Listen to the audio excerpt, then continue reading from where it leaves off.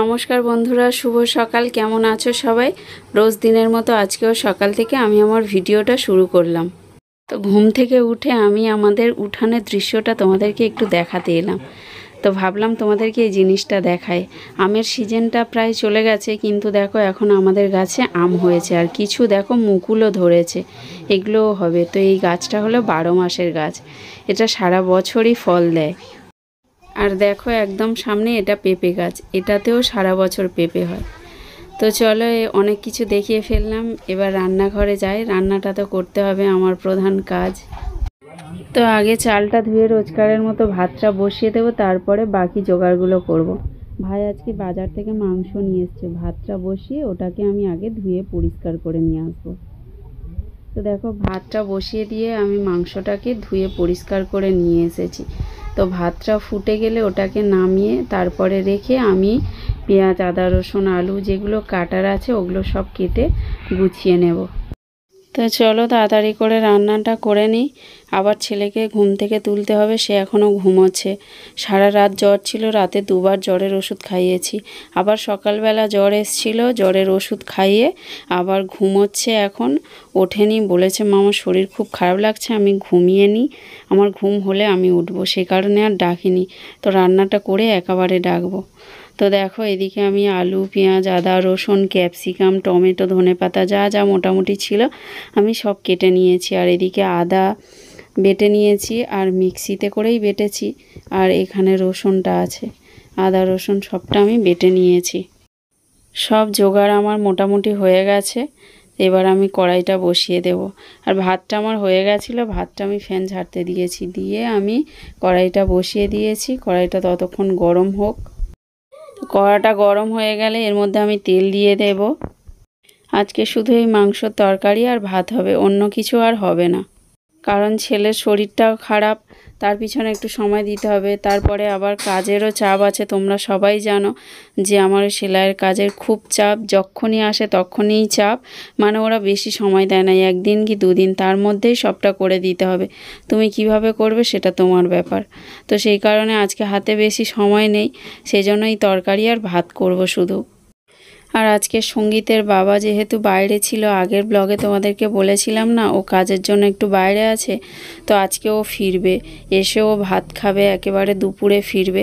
তো সেই কারণে ভাবলাম তাড়াতাড়ি রান্নাটা করে নিই, এসে তবু গরম ভাত খেতে পারবে। দেখো কড়াইতে আমি পেঁয়াজটা দিয়েছি, একটু ভাজা হতেই আমি ক্যাপসিকামটা দিয়ে দিচ্ছি। কারণ ক্যাপসিকামটা না একটু নরম হতে সময় নেয়, মানে অনেকটা সময় লাগে, না হলে পুরোটা গোটা গোটা হয়ে থাকে, তখন কেমন একটা খেতে লাগে। এটা একটু গলে গেলে তবে গ্রেভি টাইপের হয়। তো সেই কারণে আমি আমার মত অনুযায়ী পেঁয়াজের সাথে ক্যাপসিকামটা ভেজে নিচ্ছি। তো এবার ভাবছি রসুনটা আমি দিয়ে দেব, কারণ রসুনটা না আগে থেকে একটু না দিয়ে ভেজে নিলে রসুনের গন্ধটা বেশি লাগবে। যেহেতু মিক্সিতে বেটেছি না, পুরোটা পেস্ট হয়ে গেছে, এটা একটু গন্ধটা বেশি হয়, সে কারণে একটু ভালো করে এটা কষাতে হয়। সেজন্য ভাবলাম আগে রসুনটা দিয়ে দিই, রসুনটাও পেঁয়াজের সাথে ভাজা ভাজা হয়ে যাবে। আজকের বারটা কি সেটা তোমাদেরকে বলা হয়নি, আজকে রবিবার, সেই কারণে ভাইয়ের কিছু কাজের জামা প্যান্ট আছে, সেগুলোকেও আবার কাচতে হবে। তো সেগুলো আমি ভাবছি এই তরকারিটা কষাতে কষাতে ভিজিয়ে দেব। আমার মনে ছিল না, তারপরে দেখছি ভাই জামা কাপড়গুলো বের করে দিয়ে গেছে। তো সেগুলোকে আমি ভিজিয়ে দেব, তারপরে তরকারিতে যখন জল ঢেলে দেব, ওটা যখন ফুটবে তখন আমি ওগুলোকে কেচে নিয়ে আসবো। রান্নার ফাঁকে ফাঁকে এইভাবেই কাজগুলোকে সেরে নিতে হবে, না হলে আর করার সময় পাবো না। আমার মনটা পড়ে আছে কাজের দিকে, মনে হচ্ছে কখন কিভাবে কাজটা করে তুলে দেব। অনেক রাত হবে কাজটা করতে, কখন গিয়ে পৌঁছাবো এখন জানি না। দিদির বাড়ি কটার সময় পৌঁছাতে পারবো এখন দেখি। দিদি বারবার করে ফোন করছে, তোর আজকেই যত কাজ, এই দুদিন মাল এসছে, একটু তাড়াতাড়ি কাজ করে চলে আসতে পারছিস না, এখানে কাজগুলোকে তুলে দিবি। কিন্তু এই দুদিনই আমার এত সংসারে কাজ যে আমি কাজ গুছিয়ে যেতে যেতে আমার দুপুর হয়ে যাচ্ছে। আসলে ছেলের শরীরটা খারাপ হয়েই আমার সব কিছু সমস্যা হয়ে গেছে। ওকে নিয়ে দুশ্চিন্তা, তারপরে ওকে নিয়ে সারাক্ষণ বসে থাকা, ওষুধ খাওয়ানো। আগের দিন রাত্রে একটুও ঘুম হয়নি, সারা রাত ধরে বসে আছি ওর মাথার ধারে, বারবার জ্বর আসছে, তুলে তুলে ওষুধ খাওয়াচ্ছি। রাতে ঠিকঠাক ঘুম হয়নি বলে সকাল থেকে নিজের শরীরটাও এতটা খারাপ লাগছে, যা কাজ করছি সবটা জোর করে করছি, মানে করতে হবে তাই করছি। শরীরে একটুও টানছে না যে করি, মনে হচ্ছে শুয়ে পড়ি ছেলের পাশে। তো দেখো কথা বলতে বলতে আমার মশলাটা কষানো হয়ে গেছে, আর এর মধ্যে আমি মাংসটা দিয়ে দিলাম। এবার মাংসটা দিয়ে কষিয়ে নেব। রান্নাটা করতে করতে তোমাদের সাথে একটা কথা শেয়ার করি। আজকে একটা কাণ্ড হয়েছে। কাণ্ডটা কি জানো তো? আজকে রান্না করতে করতে আমি যখন ভিডিও করছিলাম, আমার হাতটা স্লিপ করে গরম কড়ার উপরে তেলের মধ্যে আমার ফোনটা পড়ে গিয়েছিল। কি ভয়ঙ্কর ব্যাপার, বুঝতেই পারছো। আমি এক মুহূর্তে মন খারাপ হয়ে গেছে আর খুব ভয়ও পেয়ে গেছি। সাথে সাথে করে খুন্তি দিয়ে ফোনটাকে তুলে নিয়েছি, নিয়ে ভালো করে মুছে আমার খুব কান্না পাচ্ছিল, খুব মন খারাপ লাগছিল। আগের দিনেই বলেছিলাম না, সমস্যা আমার পিছু ছাড়তে চাইছে না। তো যাই হোক, চলো সঙ্গীতকে এবার তুলি ঘুম থেকে।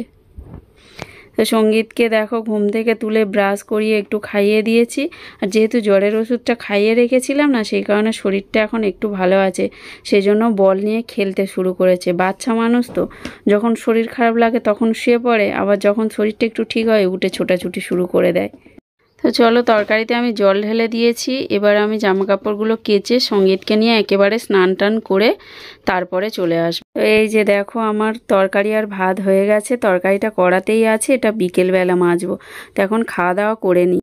তো দেখো, আমি আর ছেলে খাওয়া দাওয়া করে বেরিয়েছি। এখন দিদির বাড়ি যাব, কাজ করতে হবে, প্রচুর মালের চাপ। আর এখন বেলা 2টো বেজে গেছে। কিভাবে কাজটা কমপ্লিট হবে সেটা ভেবেই অবাক লাগছে। মনে হয় আজকে সারা রাতই কাজ করতে হবে। তো অসুস্থ ছেলেকে একটু ওষুধ খাইয়ে এখন একটু সুস্থ আছে বলে ওকে নিয়ে যাচ্ছি সাথে করে, কারণ ও আমার চোখের সামনে থাকলে আমি কাজটা তবু ঠিকঠাকভাবে করতে পারবো। তো চলো দিদির বাড়ি গিয়ে আগে পৌঁছাই।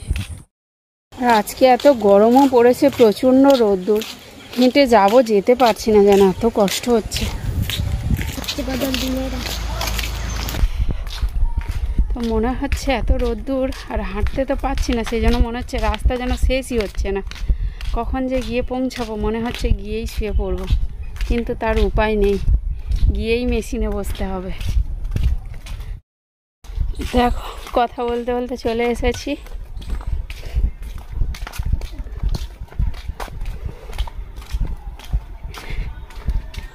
মালের চাপ। আমি দিদির ঘরে ঢুকে দেখি যে আমরা যে জামাতে লোগোগুলো লাগাই, আগের দিনে দেখিয়েছিলাম পশ্চিমবঙ্গ সরকারের একটা লোগো, দিদির মেয়ে আর দিদির শাশুড়ি মিলে একটু কেটে ওগুলো গুছিয়ে দিচ্ছে যাতে আমাদের একটু তাড়াতাড়ি হয়।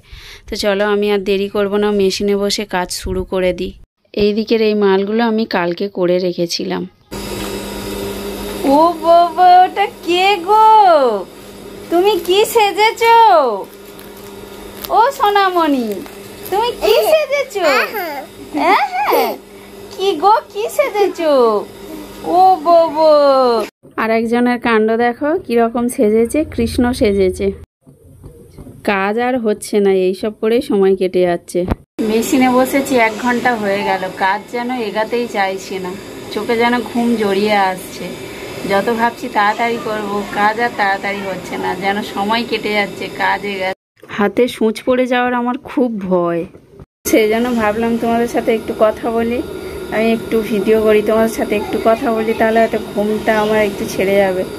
চোখের মধ্যে জ্বালা জ্বালা করছে, ঘুম আসছে। আসলে আগের দিন রাত্রে ঠিকঠাক ঘুম হয়নি তো, ছেলের বারবার করে জ্বর আসছিল, শরীর খারাপ ছিল, সেই জন্য ঘুমটা ঠিকঠাক হয়নি। ওই জন্য এখন শুধু ঘুম আসছে চোখে।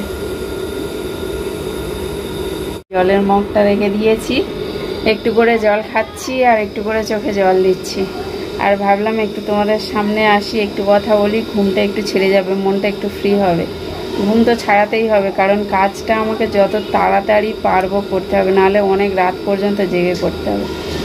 তো সেই কারণে তোমাদের সামনে একটু এলাম, ভাবলাম একটু কথা বললে যদি ঘুমটা ছেড়ে যায়, মনটা একটু ফ্রি হবে। এখন তোমাদের সামনে আসার মেন কারণটা হলো, আমি যে বললাম না হাতে সূঁচ পড়ার খুব ভয়। যতবারই আমার এরকম চোখে ঘুম আসে, জোর করে যখন কাজ করতে যাই হাতে আমার সূঁচ পড়বেই। আর এই সূঁচ পড়লে না হাতে খুব ব্যথা আর খুব যন্ত্রণা হয়। তো সেই ভয়ে ভাবলাম তোমাদের সামনে একটু আসি, তাহলে মনটা একটু ফ্রি হবে। তো চলো, এখন ঘুমটা অনেকটা ছেড়ে গেছে, কাজটাও আমার অনেকটা এগিয়ে গেছে, আমার অনেকটা কাজ হয়ে গেছে। কিন্তু ছেলে খুব বিরক্ত করছে, ওর সাথে খেলতে হবে। এখন আমার কাজ করা চলবে না, নাকি খেলতে হবে? আমি এখন কি করে খেলি তোমরা বলো? এসএমএস দেখো আমার মেশিনের উপরে এসে বসে আছে। না এটা গল্প বলবে, ভালো লাগছে না। গল্প বলো গো প্লিজ। ও মা গল্প বলো না। কি গল্প বলবো? গোপাল ভাঁড়ের একটা ফানি গল্প বলো। আমি কাজ করবো না, এই গল্প করবো? বলো না। তো একটু গল্প বললাম, একটু শান্ত হলো, তারপর বুঝিয়ে বাজিয়ে বললাম যে তুমি নিচে গিয়ে বসো, আমি কাজটা করে নিই। দেখতে দেখতে অনেক রাতও হয়েছে, কিন্তু কাজও এখন অনেক বাকি আছে।